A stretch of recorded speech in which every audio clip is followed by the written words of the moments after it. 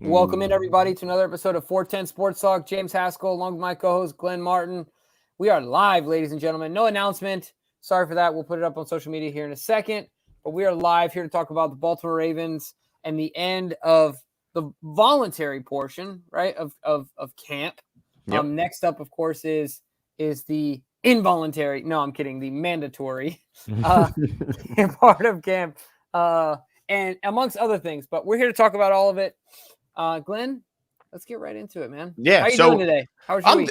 I was okay. It was okay, living the dream. But you said it right that this week was the final week of the OTAs, and Coach did it a little unorthodox on his final day of OTAs. Didn't take the Ravens to the practice field or practice facility. Instead, took them out for some team bonding in what looks to be a Dave and Buster's. It's hard to tell from the clip, but does Dave and Buster's have axe throwing? Yep. Do they? They do. Okay, they do. Well then there you go. Yeah, they got all the stuff that I'm seeing in this clip. So yeah, it looks like took the guys out. So yeah, I mean it's good to have some of the young guys get to know each other and stuff like that, but not a ton of stuff. They're not learning anything on the field, but they are learning about their teammates, which is important as well. But also, just a couple other quick things. Charlie Kohler became the team's 7th draft pick to sign his rookie deal. That remains. That means there's only 4 remaining unsigned. That's 2nd-round pick David Ajabo, 4th-round pick Daniel Faalele, 4th-round pick Jalen Armour-Davis, and 4th-round pick Jordan Stout. And I think I saw a story come out as why all these 4th-rounders were the last ones to be signed, Jimbo. Yeah. So in case you were curious, Mike Garafalo of NFL Network tweeted out that 4th-round picks have been the slowest to agree to deals in large part because, of course, the Houston Texans gave running back Dameon Pierce $25,000 over the minimum and what he was slotted. So, of course, now everyone else in the 4th round wants $25,000 more because if that guy got it, then I want it too. So, thanks for Texans Houston. Can't do anything right. They can't sign their 4th rounders right. They give up rooms for Deshaun Watson to use with masseuses and make them sign NDAs. Like, what is happening? They're a dumpster fire. Do you think at some point teams can be required to forfeit ownership? Like, you're just so putrid. Well, we have seen it in other sports, but like you're so bad. Yeah, I mean, the rumors are that they kind of want to go after Daniel Snyder, who owns the Washington Commanders. Is that what it is? Yeah, the commies, baby. Yeah, they. So it usually has to be something quite egregious for you to be forced to sell your team, especially because these guys are billionaires, so they're not used to being told what to do. Period. Sure. So it can be quite challenging, but yeah, if the other owners are in agreement, then they could absolutely nothing's bigger than the shield, though, right? That's right. That is absolutely right. So dude, shout out to Lisa as well, real quick, Glenn. It's early Father's Day, but yeah, man, it's my first Father's Day. I'm excited about it. Oh yeah, cool. Appreciate that. Yeah. And Steven, maybe Garrett and Ryan do wake up thinking that they're us, in the morning. Who knows? But I probably doubt it. I doubt it. But yeah, so it looks like that 4th round pick holdup is largely due to Texans, the Houston Texans. Thanks, Thanks, Houston. Appreciate it. Well, they did give us 2 3rd rounders, so that's true. And they also let us. Let's see, Mark Ingram came here. Oh no, he was here before he went there. Okay, so that doesn't help. But it looks like only 4 draft picks left remaining unsigned. So they're certainly gonna, I'm sure, get that taken care of. But yeah, let's get right into it, Jimbo, because the Ravens look like they understand and agree with what we have been saying all this time, that they need help in the pass rush room, especially when you consider that a large portion of the guys that will hopefully be contributing aren't going to be ready early on in the season, certainly aren't going to be ready for training camp. And those guys include David Ajabo, Tyus Bowser, and even to some degree, Adafe Owe. I'd like to see how they work him into camp with him having the offseason shoulder surgery. And now I know he did some one-on-one drills and stuff like that, but let's see if he's able to participate early on in training camp once the pads come on. So, Jimbo, they brought in some veteran help, possibly, at least for the workout and to discuss some things. So let the people know who paid the Ravens a visit. All right, let me see if I can say this right. I'm going to get my French accent out. Jason Pierre-Paul came Visit the Baltimore Ravens, and it's an interesting one because one of the things you brought up, honestly, Glenn, that I didn't think about was schematically, does he fit? I think that's an important question based on the type of role he plays and the type of defense we have here.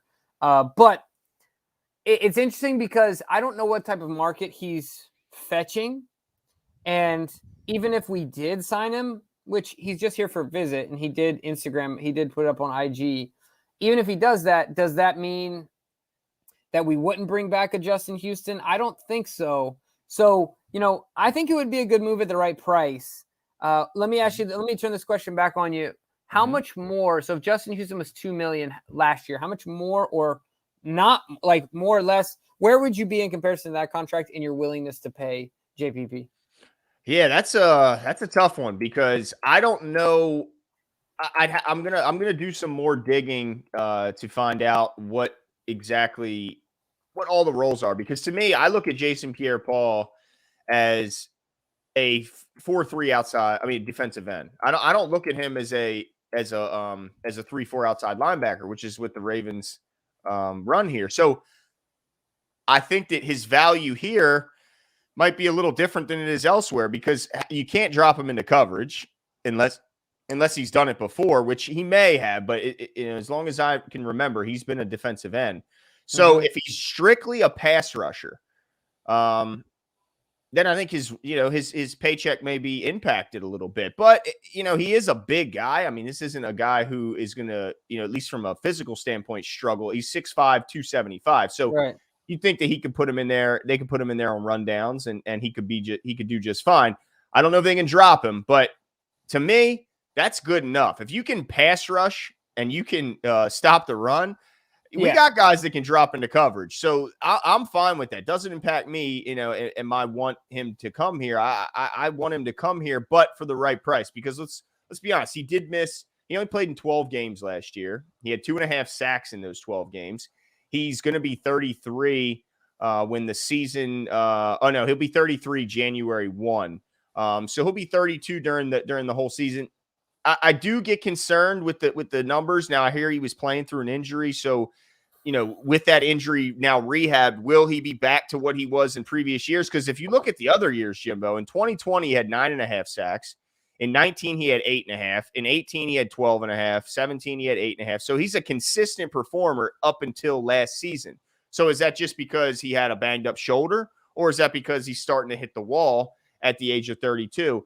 I'm going to say if they can get him in here for the right price and the medicals come back that shoulder is now rehabbed and we can expect him back to 100%, I think they should bring this guy in, because I don't know how they're going to rush the quarterback, Jimbo, at least in the first 5-6 weeks of the season, when some of their pass rushers are probably going to be on the PUP list. Yeah, 100%. I'm with you there as well, Glenn. The biggest thing I got to say is that, and I said this yesterday, JPP knows how to pick them. I mean, he goes to the Super Bowl, man. He's been to the Super Bowl, like 3 or 4 times now? Something pretty ridiculous. And so, but yeah, on more serious terms, I agree with you. I mean, at this point, we need guys who, even if they are like quote unquote specialists in some sort of way, right, and a bit limited, which I don't consider him to be a one-trick pony. No, but maybe he's not a 3-down guy either. So he's somewhere in between there. I think the value's there. I think you go after him and see what you can get him in here for. So I'm with you. I think it could be a good year for him, coming in healthy and things like that. But Marco G, what's good, guys? He made $12 million last year. Yeah. So how low is he willing to go? Are you kidding me? He made that much? Yeah. So how low? You know what I mean? I don't think he wants to touch anywhere near what I wouldn't pay more than a quarter of that, because they just don't have a lot of space, and then you have to leave that reserve for the what if. Yeah. And that you're bringing Justin Houston, unless this replaces Justin Houston, because then maybe you could bump it up a little bit. But if you have plans to sign him, plus your remaining rookies, plus leave a reserve, plus have some money in case some great player that that you would really be able to target becomes available later on. That's staggering. I had no idea he was making that. Yeah, I didn't either. I didn't even think about that, because I didn't think there's any way he was making over 10, to be honest. Woo. But yeah, I mean, at the end of the day, we know this dude. We've seen him, and in big moments, get to the quarterback. And we need guys that are a bit more proven commodities at this position. So if we have to reach a little bit, I mean, maybe the barrel, we're scraping at the bottom of the barrel, but what are your other options, right? Like if we need to improve, we need to improve. In some places you underpay, in some places you overpay, and you hope that it all evens out in the wash and you get value back at the end of the day. So it's going to be interesting to see, but a lot of people have said on Twitter that he's just using this for leverage, like everyone does with the Baltimore Ravens. So don't get your hopes up, folks, and we'll see what happens. Yeah, absolutely. He's made $99.8 million in his career. That's a heck of a That's because he can get after the quarterback. That's right. That's pretty valuable. Steven says if Lamar doesn't show up on Tuesday, oh my goodness. Your thought, man, that is a can of worms you're opening right there, Steven. Obviously, if Lamar is not there for the mandatory camp, there's concern, there's worry. Be there. He will. Yeah, he'll expect. I mean, John said he's going to be there. Lamar said he can't wait to meet up to get back with his team. I expect him to be there. But if he's not, disappointment would be an understatement to describe how I'd be feeling. Yeah, but for sure, guys, don't worry. Lamar Jackson's going to be there as far as mandatory camp goes. So he'll be there. Don't trip. But to answer the question, I might need to take a seat. Yeah. And if I get an alert on my phone, it's going to be like when I got the alert on my phone that the Orioles, John Angelos is considering moving the Orioles to Tennessee. That was like, whoa. That was crazy. So, yeah, that's how I would feel if Lamar didn't show up. Doomgoy94 says, did anyone else notice the Juwan James happy birthday post for the Ravens? He's in a left tackle stance. on Twitter? See, yeah, I'm trying to find it, Jimbo. Let me know if you can find it. I'm having issues with my phone loading all the posts, but I don't see it, and it could be. I know that a lot of times when pictures are taken, it's like the mirror image, and they'll look backwards. But if that's the case, then, I mean, that would be ideal, I think, for the Ravens. If they can somehow... Glenn, I got big news. Uh-oh. Not crazy big news, but it might help you out, and it's worth cutting you off. Okay. One of our guys, Mark, who is a consistent Twitter contributor to the show, retweeted a guy at Barstool that said a Senate committee approved legislation Friday allowing the Maryland Stadium Authority to borrow up to $1.2 billion to pay for stadium improvements designed to keep the Orioles and Ravens in their current Baltimore homes for the long term. I don't know if that does anything for you. Okay, cool. Yeah, it's exciting. Yeah. Because the Orioles refused to comment when the story came out, which had me even more. I'm like, oh no, they won't even comment. That means that can't be good. Okay.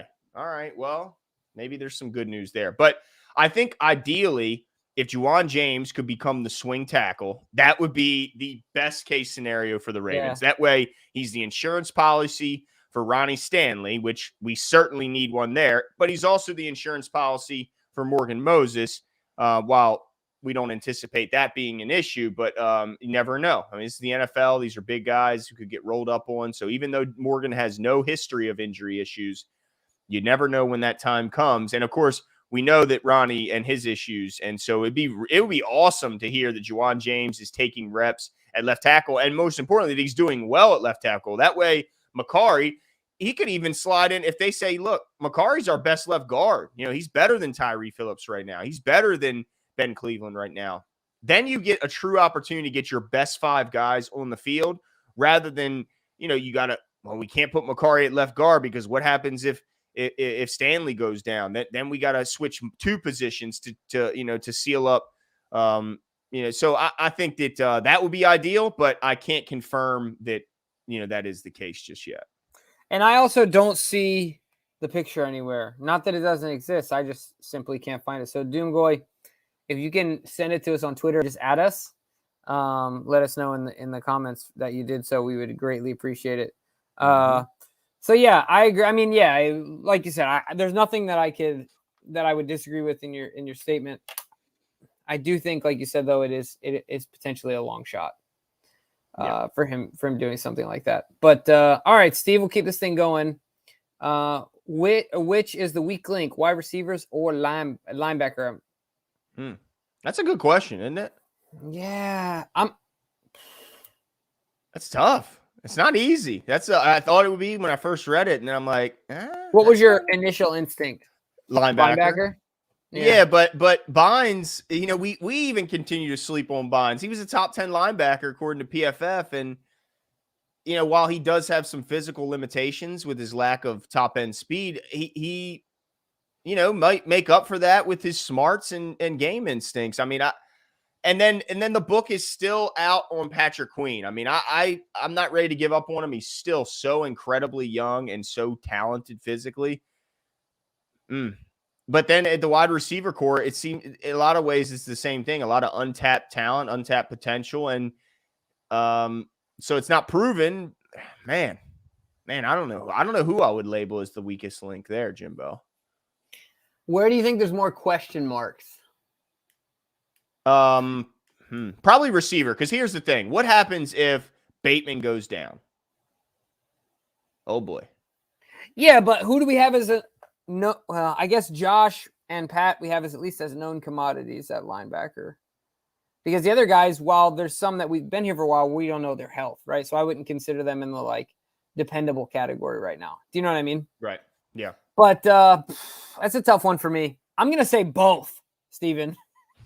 I don't feel I don't know how, you know what I mean? I mean, I feel good about the young guys at wide receiver. It's just a lot of questions. Yeah. We don't know for sure. And if Bateman were to go down, not a lot of depth there. And even we don't look, I have all the confidence in the world, but do we really know that Bateman is that dude? We don't really know yet. You know what I mean? So now we're planning on it. We have confidence that, but he'd say himself, proof's in the pudding, right? Yeah, he's got to play well. Good question, Marco. Got another one here. Did you guys hear Willie Snead criticize Giro? Yes, we are actually planning on talking about that tonight. So did we? Yeah. So I want to clarify a couple things I heard from his comment. Well, you want me to read his comment real quick? Because I have the quote. Yeah. Okay. Let's see. So the quote from Willie Snead is, let's see. He was basically asked, let me just give you the question. He was asked about whether the lack of, let's see, it says, we heard Steve Smith's rant on NFL Network. I imagine he was speaking for several Ravens receivers on the route concepts or lack thereof with Greg Roman. And then Willie Snead's response, this is, I quote, yeah, it's tough. When we're comparing Greg Roman to a Sean Payton offense or Greg Roman to a John Gruden offense, it's like night and day. There's a lot more creativity in the passing game. If the Ravens had more creativity in the passing game and they put more emphasis on it during the season, I think more receivers would be open to coming because Lamar is a great player to play with. He's all about the team. He's fun. He brings energy every single day. You want to play with quarterbacks like that, but the system pushes guys away. That's why the Ravens are always drafting 2 receivers every year. They keep them young. They keep them locked in on contracts. But for an older veteran guy coming in, he might get one shot to do this. And I don't know if the Ravens are going to be that one shot for them unless you're a tight end or a big-bodied receiver who can win 50-50 balls. End quote. Yeah, so I want to talk about a couple things. One of the things that I think is a common misconception, and Willie kind of points out, is that there's two different arguments. Some people say, oh, well, these guys are upset because they're not getting the targets, right? But other people say, oh, there's no creativity in the offense. I didn't hear Willie specifically say it's a target thing. Now, that might have been part of his comment. Maybe if you asked him to elaborate, he might say that. But to me, he talked about the creativity of the schemes, right? Like the passing scheme and things like that. Because I think that the target thing is stupid. I just do. Hollywood Brown got over 100 receptions last year on about 1 million targets, right? I mean, there's Lamar Jackson has certainly been last year before he got hurt was airing the ball out a decent amount. So the target thing, I just wanted to mention, I consider that to be separate. And I think it's kind of a weak argument where you just haven't done a ton of research because Hollywood Brown, as you mentioned before, Glenn, was in the top 10 in targets last year. No complaint when it comes to targets. And in fact, he kind of validated that because when he left, he said in Oklahoma, he got less targets, but he was used differently. Basically more deep stuff is kind of what it seemed like he was going at. So I don't like when people are like, yeah, Willie's right. we need to get our guys more targets. It's not, to me, it's not a numbers thing, but I guess he might have a point as far as maybe not being the most creative way for, you're not scheming guys open a ton. Maybe there's not a ton of that happening, and therefore they require their guys to do a little bit more. But the other thing that Willie kind of painted himself into a corner, if you're not a big body receiver or you can't win 50-50 balls, I think one of those two things need to exist if you're a receiver, period, right? There are small receivers that win 50-50 balls. Tyreek Hill wins 50-50 balls. Am I wrong? Right. No, 100% right. So if you're a receiver in the NFL, you got to do one of those two things, Willie. I don't care what team you're on, whether you're a big body receiver. And look, on the opposite end of the spectrum, Miles Boykin is not here because he's a big body receiver, but he couldn't win 50-50 balls. So I think that's a job description for any receiver. Any receiver on any team. Like, I don't know what you're talking about there. So, and I also think there's a little bit of saltiness because you said it, Glenn. He would be here if the Ravens wanted to keep him. He would be here in a second. 100%. Yeah, and since he's left here, it's not been pretty. It's not been pretty. Like did he make the? I mean, what he had? He had 4 catches. Right. Yeah. It's not like he took all. He had 4 last year. Jimbo, and that's because Renfro is better than him at what he does. He had 4. I mean, would you agree? It's like, yeah, of course. Yeah, I mean, yeah. And look, he's salty because Renfro just got paid, got his money. But I will say this: if he's right in that, if you're comparing the passing schemes of Greg Roman, oh boy, here we go. Oh, I didn't see. But if you're comparing the passing schemes of Greg Roman to Sean Payton and John Gruden, it's not going to look anywhere close to that, of course. But go compare their run attack with Greg Roman's, and it's not close. So compare their overall offensive win-loss, statistics. their points. Yeah, you could even remove the win-loss, Glenn. But just like you said, if the offensive coordinator is like, well, I can't control the win and loss because I only control half the 1/3 of the game, right? Yeah. Okay, well then look at just his offensive statistics since he's had Lamar Jackson, since he's been the OC. Right? It's ridiculous. I mean, it's insane. I get that he's doing it. The thing that is crazy is I think a lot of fans get that it's just different than the other teams. It's kind of like when people outside get, criticize Lamar Jackson because he's just different. And I think the Ravens are different in that they're not trying to copy the air, the air attack that you see in McVay and you see in Sean Payton. But I'll just say this, Jimbo. Up until 2019, when Greg Roman took over, I got the stats here.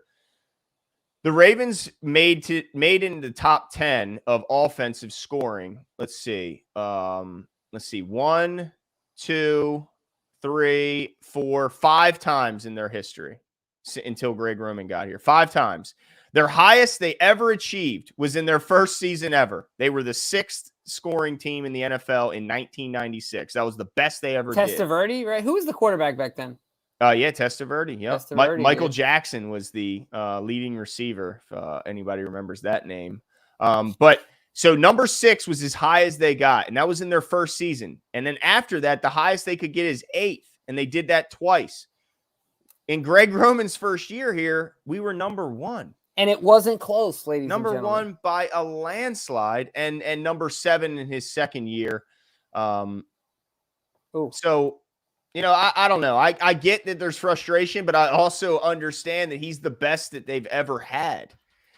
So I just don't. Let's see. Lamar has saved. Oh my goodness. That's what I'm saying. Lamar has saved Greg Roman's job for years, while Roman has called plays that minimize and undermine. King, you might be a little out of pocket, my man. Just a little out of pocket. And I realize it's an unpopular opinion. He won the MVP as a unanimous vote. How are they undermining his talent? He won the MVP and led the league in touchdown passes. Well, yeah, and last year Lamar Jackson would have been 4,000 and 1,000. And if you're saying he would have won MVP if he was healthy. I mean, right. I mean, if you're saying that he's doing all that despite Greg Roman, how many MVPs have we had in the history of our franchise? Lamar's the only one, right? We've got 1. Yeah, and so I think that's also really unfair because I don't get it. I don't understand. Maybe I'm just lost. And it's not like this is the only place that Greg Roman's had success. He had immense success with the Niners. Yeah, 3 NFC Championship games and a Super Bowl. Guys, we beat them in that Super Bowl. Like, I don't understand it. I don't get why everyone. I can't. I get like everyone will be frustrated with occasional play calls. Everyone in every market. If you listen to the, you'll hear it in every market. It's just we only see highlights of other teams. Yeah, you don't think the Chiefs get tired of Andy Reid being cutesy sometimes? Oh my good. When we had that guy on for the Chiefs, he talked about how fans shred him for not running the ball enough. Even when they have success on the ground, he gets away from it. He gets shredded. I mean, everyone gets torn apart, but I'm just saying, how can we argue that we want him fired when he's been the best we've ever had by far? Glenn, there's a somebody close to home here that's throwing some wood in the fire, some gasoline on the fire. Okay. Bob Pierney says defenses have caught up to Lamar Jackson now. Oh my goodness. I don't think that's a fair statement, Bob. I just don't, because Lamar Jackson he was the MVP until he got hurt. Right. I mean, until he got hurt, we were number 1 in the AFC with a skeleton crew. I don't think that's fair. He got hurt in the pocket. Yeah. Guys, by saying that he's going to get hurt, he got hurt in the pocket, guys. He got hurt. I mean, it should have been a penalty. I just don't. I mean, obviously, we're in the extreme minority here, I guess. At least the vocal minority, in the sense that everyone is jumping on board. But I just don't understand. I mean, they're the number 1 scoring team in the league until they hit the worst injury luck in 20 seasons. What is the job of the offense? It's to score. We want to bring in another OC. You think another OC will be better than number 1? I don't know how. We've never been better than 6, and that was our first season. And like you said, there's no perfect coach. There's no perfect prospect. Like, every coach has made bonehead moves. Like, Greg Roman is not Jesus walking on water here. Like, we're not saying that either. He deserves criticism when it's due, but absolutely. But what I will say is that, and King, we'll get to your second comment here. At me, but Glenn, you said this. We were talking on the phone the other day. Greg Roman is the best offensive coordinator the Baltimore Ravens have ever had in the franchise of their history. 100%. So if you don't like Greg Roman, I don't know if you're those people that are always going to blame the offensive coordinator, but it's clear, and it's not close. It's really not close. And please, no one say Jim Caldwell.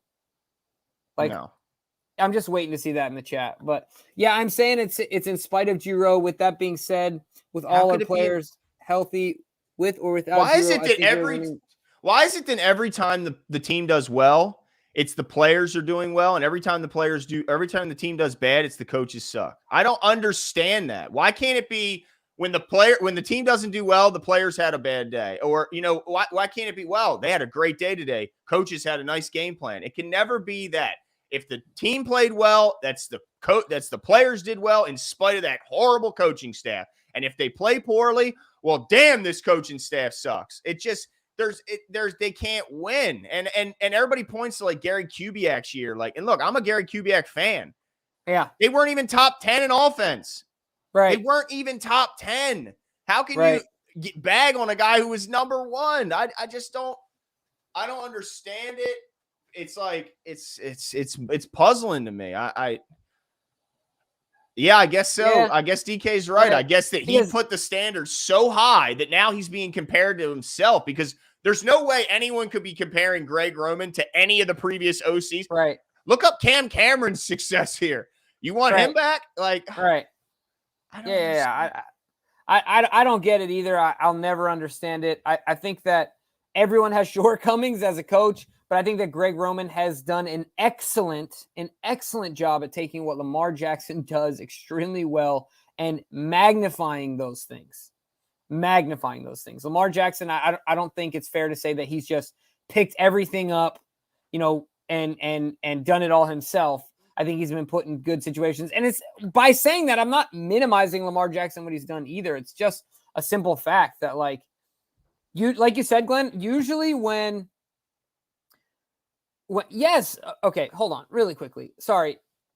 We didn't win a single game when Lamar got hurt, but everyone else was already hurt. Yeah. Everyone else was already hurt. And we were still in every single game. Didn't we lose to the Packers by 1 point? Yeah, I mean, let's go. I mean, if you really want to go over those losses, Like, I think 5 of them came by less than 2 points or less. I mean, I was so playing secondary. You guys just didn't recognize it. I mean, it was that bad. We had no yeah, one. right. Like, it's not fair. Dude, I get that. Like, Lamar Jackson is a huge piece of this offense. But think about it. How many teams would have just gotten destroyed for all It the wouldn't rest of even those have been. games? Yeah, they wouldn't even have been in the conversation. Right. And that doesn't mean, and you know, I love Tyler Huntley. That doesn't mean Tyler Huntley is the second coming of Lamar Jackson. It's just in spite of Giro, now Tyler Huntley is able to produce at a decent level. Now Tyler And Huntley is being talked about by other teams as a potential starter. I think a lot of that has to do with Giro as well, putting him in a good situation. That's not unreasonable to think. And also, what was the defense ranked last year, Jimbo? Not good. Oh, Yeah. what, we were last in the pass? We were dead last by a landslide against the pass. Right. So I think that may have played some part in that 6-game losing streak to end the season. Yeah, just a little bit. Let's see. Oh, it's on the Instagram. Okay, on Instagram. Yeah. So we'll have to check that out. I mean, that would be exciting. Doom go.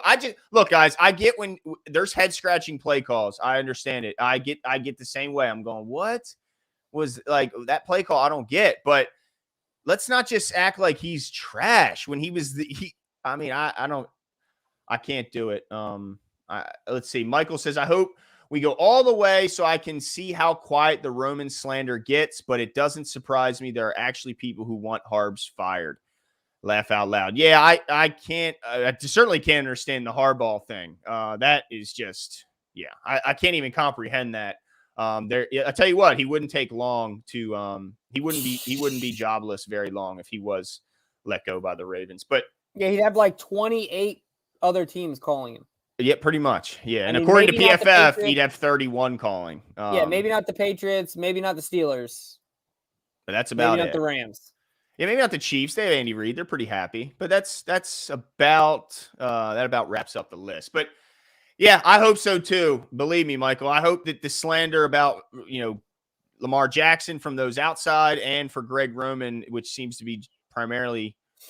Well, inside and outside, really, because, I've heard it from everyone. But Yolanda says, Giro must learn to make adjustments, especially in critical moments. Also, the play calling must improve. I'm not one to compare coaches because each is unique, but there's room for improvement. 100%. Yeah. Absolutely. And I think he'll admit that. Yeah, absolutely. I mean, I think that we should all be encouraged by what we saw from the team last year. The fact that he opened up the playbook, the scheme, and allowed for input from those coaches that they brought in from the outside, and it showed on the field. I mean, even with all those issues, their passing game improved in a huge jump. I mean, a jump that I think most people would have taken had I told you before the season that their passing attack was going to go from 32nd to middle of the pack. Everybody'd say, "Oh, well, I'll take that because we know the rushing is going to be great." So I get the frustration, but again, if you watched every team the way you watch your Ravens, you'd feel those frustrations about whatever team that was you were watching because everyone makes bad play calls. Everyone has bad plays. King Judah said, go ahead. Yeah, sure. So because Harbs and Giro passed up multiple field goals and we lost games by 3 and 4 points with the best kicker in the NFL, they were both incompetent last year. There's an old saying, King, hindsight is 20/20. It always is. It always will be. And Glenn and I had our own debates on this show in certain moments. I thought that, if I remember correctly, we disagreed on, was it the Packers game that I think we disagreed on, where I felt like they just needed to take an emotional lap, tie up the game. Yeah. I can't remember, but it was one of them where we disagreed on. And look, maybe we'll never agree on it, right? But at the end of the day, there are a lot of strong points on both sides of that argument. And does the play call, does it need to be better than, hey, 89, get open? Yeah. And he was, by the way. He was open. Right. It was a bad throw. Yeah. Due to pressure. Does. But yeah. Right. It does. But at the end of the day, hindsight's 20/20, man. There's an old saying, I can't remember. My dad loves it. It's an old football coach that said, yeah, you make calls, and if you don't get them, if you get them, you're a genius. And if you don't get them, then you're the village idiot. That's just really what it boils down to. In 2019, when the Ravens were getting every one of those 4th and shorts and every one of those 2-point conversions, And all we were seeing was replays of coach going, Lamar, should we go? And him going, yeah, we should go. And Yonda going, let's get it. All we saw, and they were like, wow, look at him. He believes in his team. He stands behind his players. That's a great coach that want to flash forward. They miss it. They come up short by 6 inches on some of these. And all of a sudden they're like, this guy's a moron. Why is he making these calls? Why is he trusting that Lamar Jackson with the ball in his hand can get 2 yards for the win? Like, why? What a like. I don't understand. I don't understand it. I want him to continue to be aggressive, because if you tell me I'm going to give Lamar the ball and he's got to get 2 yards, if he gets it, you win. If he don't, you lose. I want him to have the ball every time in that situation, and I want him to go for it because I think he can do it. So simply, yeah, 100%. Yeah, there's so many things I have to say about this, but at the end of the day, there are moments where you stop. Steve Kerr talked about this. He has to stop and, like, no shot taken from Steph Curry is a dumb shot. Like, there early on, he was just kind of like, what is this dude doing? Right? Like, what? And then he kept going in. Yeah. And then he realized it was a bad idea to like what I'm trying to say is Lamar Jackson's different.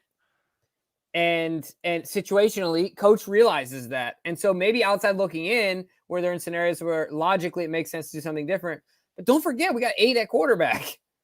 Like, we have different opportunities. And so, I think that's also something to take into consideration. While in those scenarios, a lot of them, Lamar was already hurt, but we were in those games. We weren't getting slaughtered by teams that were much more superior to us in talent and availability of their players. So, yeah, I think the Giro thing is oh, shoot, but I will say this. There is a time where coaches, especially offensive, defensive coordinators, run their course. I don't think that we should just expect Roman to be the forever coordinator. I'm not saying that. Yeah, like that. I'm certainly not saying that. I think there is a time where people run their course, and you kind of figure it out from there. But this is his year. This is his year. It's a big year. As long as health is not something he can point to, this is a huge year for him. Yeah, Marco. Let's see. Marco says Giro is an easy scapegoat. Harbs has a run-first philosophy, thus reason for Giro. Harbs also was ranked second best coach according to PFF. I have him 4th. So, yeah, I think he's certainly an easy scapegoat. This is the philosophy of the coach as far as being a run-first team. But I don't think the fans are much upset with the run-first philosophy as much as I'm not really sure. I guess that is why people are upset. But I love the run first philosophy. It's a blue collar town, Yeah, absolutely. I mean, and that's probably because I grew up watching. We both did, like, Jamal Lewis, 3 yards in a pile of dust, his little stutter step and the pit pat and the and all that stuff. Like, and with good defense, like, that's football to me. Like the Cardinals, that's cool to watch highlights of, but well, let me just say this too, Jimbo. This is kind of going back to Willie. There's how many different positions? There's position groups, we'll call it, on offense, right? There's the O-line. Yep. There's the tight end group. There's the wide receiver room. There's the running backs and your quarterbacks, right? Is that the only one? All right. Yep. So wide receivers might not want to come here as a veteran. Okay. That's fair. How about offensive linemen, Jimbo? You think they'd like to play in this offense? Okay. Yeah. Offensive line would love it. How do you think a tight end would do in this offense? You think he likes it? Okay. He likes it. Running backs. You think running backs want to play here? Oh, okay. Running backs want to play here. You think Lamar Jackson's been happy since he's won unanimous MVP? Right. Is certainly, whenever he decides, going to set the market for contracts. Right. I think he's pretty okay with being here. So really, we're talking about one position out of the group. But if an offensive lineman has his choice to come here or to go to Gruden and deal with all those pass sets, I think he'd rather come here. Same with every other position but wide receiver. So yeah, and I want to also add this into that, Glenn. Willie talks about these names, these big names, these guys that are choosing not to go to Baltimore. I challenge you guys in the chat, name one big name. I want a legitimate big name that clearly, decided to move on from the Ravens and not someone else. And if you say Kenny Golladay or T.Y. Hilton, you put it on mute. No, I'm totally kidding. You won't be put on mute. But you won't be called out. Yeah, because don't give me those names. I mean, T.Y. Hilton is not a big name. Kenny Golladay, that contract looks terrible. I mean, give me a big name. I still don't know of one to this point. That blatantly passed up on the Ravens that the Ravens were interested in. So King says again, always take the 3 points. 2 field goal equal a touchdown, and we have the best kicker in the NFL. Do you see NBA teams telling the refs, no, we don't want you shoot our free throws. We're good. Oh, we don't want to shoot our free throws. We're good. Yeah. So I mean, I don't know how much I agree with the analogy, but I mean, I guess the only analogy would be you can take these 2 free throws. If you make them, there's overtime, or we'll give you one opportunity to shoot a 3-pointer. If you win it, if you make it, you win. If you miss it, you go home. I think that every NBA team would shoot that 3-pointer and try and win it right there. Yeah, I agree. I agree with that 100%.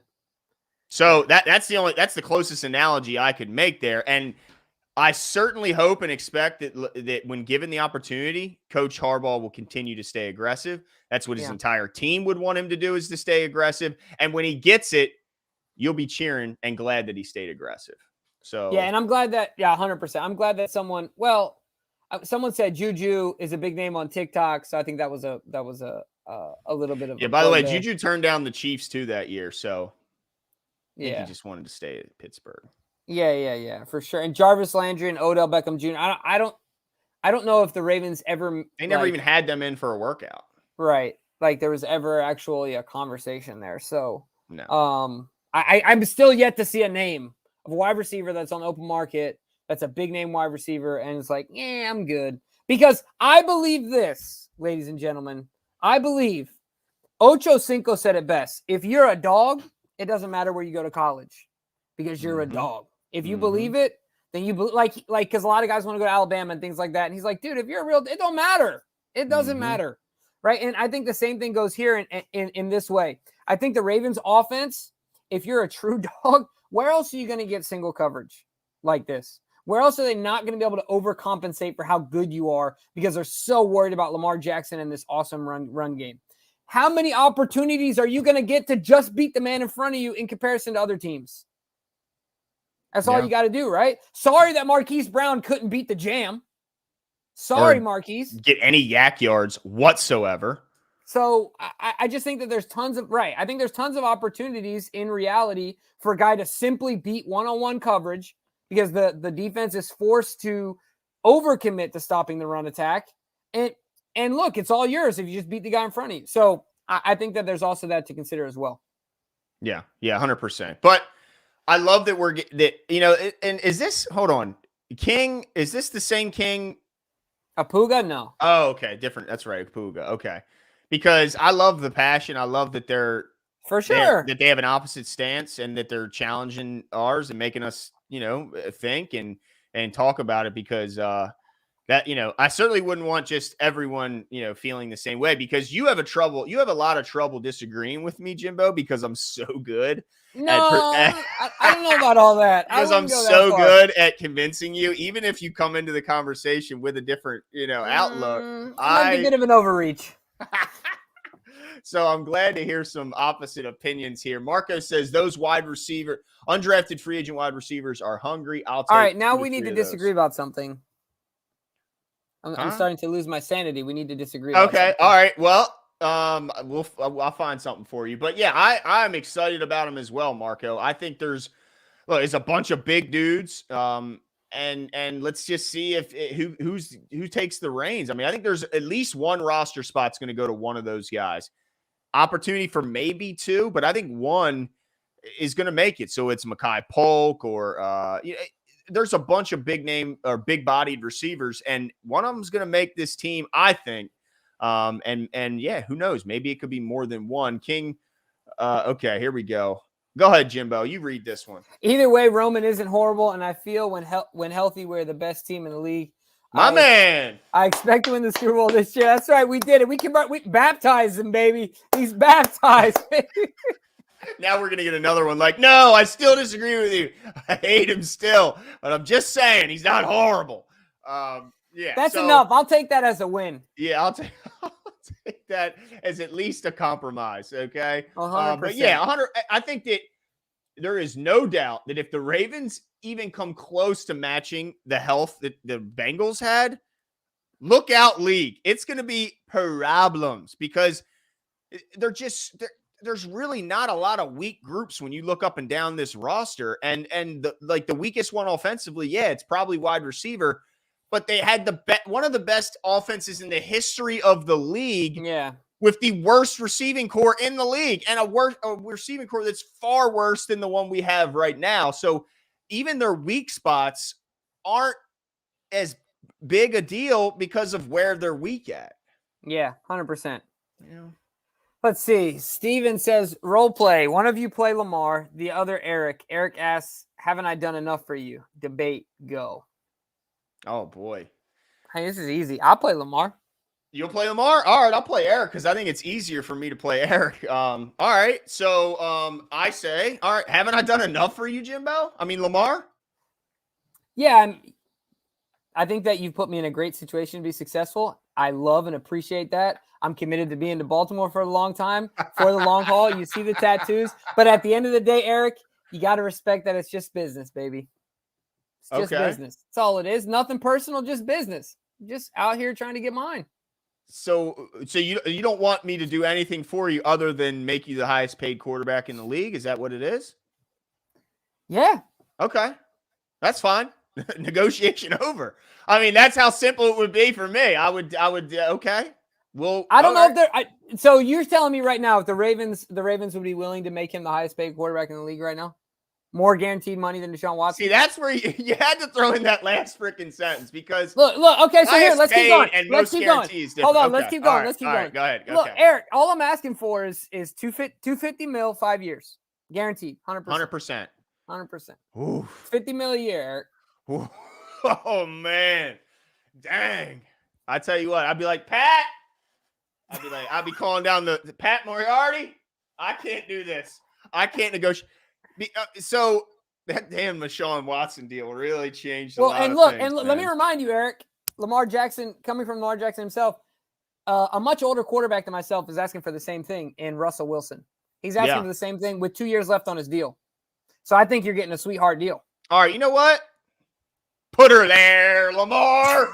Put her there. I'm doing it because I think he's going to get 50 regardless. I just disagree with the 250 fully guaranteed because at 230 when Deshaun got it, that was 50 more than anyone had ever gotten. So now you're talking like 80 more, or was it 70 million more than the second, behind Deshaun Watson? That's a massive jump. But I will say this, if anyone deserves it, first of all, if anyone didn't deserve it, it's that pervert creep of a human being, Deshaun Watson. But if anyone does deserve it, it's the humble, talented, fun-loving, just people's champion Lamar Jackson deserves it because I think we know what we're going to get from him, right? We're going to get the most humble superstar you'll see in probably all of sports. You'll get a guy who will tirelessly work, who will befriend everyone from the number 1 guy on the roster to number 53 on the roster, and he'll be ultra productive. So, I mean, there's really no knocking Lamar Jackson in my eyes. There's nothing you can point to and go, well, that's a bit of a red flag. So, yeah, I'm fine with 50 a year for fully guaranteed. And look, I would also accentuate. Look, if I was Lamar Jackson, you could literally walk in and say very little. You could simply say 255 5 years now. Or, by the end of the season, 305 years then. Like, make your pick. You know what I mean? Like, he could but Lamar's not going to do that. I'm saying that but he could. He could do that and just say, Eric, look, I mean, it's now, maybe 250. Or after the season's over, it's just going to be more based on the way the market is. It's just going to be more. And also, for those who are saying that, if I was Lamar, I wouldn't sign anything until I get a stud receiver. Why is nobody valuing the fact that the Ravens just extended the best tight end in all of football? Why is that? Why is everyone acting like they don't surround it? They gave him the best tight end in football and locked him up for a long-term deal. Let's not act like that's like they go, oh yeah, but I'm talking wide receiver. Well, they both catch the ball. They both score touchdowns. I don't Yeah, they like. You both think run Travis routes. Kelce's not valuable? They traded away Ty Hill. Where's Travis Kelce? Yeah. He's still there, right? I mean, you go tell the Niners that George Kittle isn't as valuable as a receiver. Like I think it's kind of crazy. But here we go. DK says the cap's going up with gambling deals, so Eric's all good. There you go. Yeah, give him whatever he wants because it's going to skyrocket anyway. And then guess what? The next guy will get more than Lamar, and then the guy after that will get more than that guy. It's just how it works.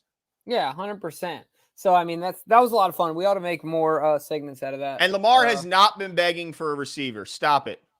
Yeah. Anytime Lamar's asked about his receivers, he says, "I love my receivers. I love my guys, and they're ballers." He's never once asked for more receiver help. Not once. You won't find it anywhere you look. So there we go. Fired up, Jimbo. You good? DK, is he frozen on your screen too? Okay. All right. It's not just me. Look at it. The face he's got too. Like it's like a suspect looking face. Yeah. All right. Okay. There we go. Man, what happened? The stupid what? My hotspot stopped. Oh, gotcha. Yeah. You think you were like in the mountains or something, Jimbo? Yeah. I mean, I'm just in the back room. Yeah. It makes it tough for you. And I was waiting for a reaction. It was just. My bad. My bad. No, but yeah, I'm excited to see what happens with Lamar Jackson. I think he's going to get paid. We didn't even get into a bunch of stuff we were going to talk about, Jimbo. Like we were going to start talking about next week and how the mandatory camp comes. We were. But we'll have to do it on Tuesday. Yeah, because we're running out of time. Because to be honest with you guys, the final started a minute ago, and we're not just football fans. We are. Actually, basketball, I think, is Jimmy's first love, and it's a very close second in my heart. So, yeah, that's going to be it for us tonight. But don't forget, mandatory camp is coming next week, so everyone has to be there. Yes, Lamar Jackson is going to be in town. Yes, absolutely. And look, JPP might be here as well. Hey. That's a story that we're going to continue to watch over, and of course, if anything breaks, we will be here. To talk about that with you guys. But that's it for us tonight. I want to give some shout outs. Living Legend. Appreciate the compliments, all the kind words. You said something earlier. You had a comment that was funny earlier, and now I've lost it in the sea of comments. I was going to mention it. But anyway, Prince Quan, appreciate he just said my name, even though he misspelled it. I'm going to Massage Watson got that guarantee bag. I shouldn't laugh. We really shouldn't laugh because there's a bunch of victims here. But true. that was kind of funny. But yeah, I tried to make sure I remember that. There were some victims. 66 in how many days? 66 appointments in like a calendar year, right? I think it was even tighter. Less than that time frame than that. Yeah, it's real. He is a serial pervert at the very least. Sexual predator, dude. A predator is probably 17 months. 17 months. Is that what it was? 66 and 17 months?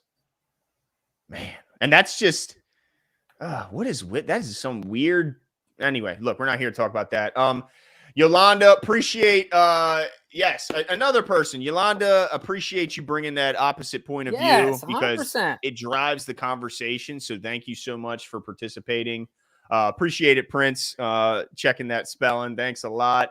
McDiamond, always active in the chat. Certainly appreciate that. And he had some funny quotes in there today. J-Dub, thanks for coming out. Christopher Shook, always in the comments. Appreciate it. Lisa Ann always has my back. Always, supporting the show. Appreciate you so much. Giovanni, thanks for coming out. Tanja Bowman, always out here.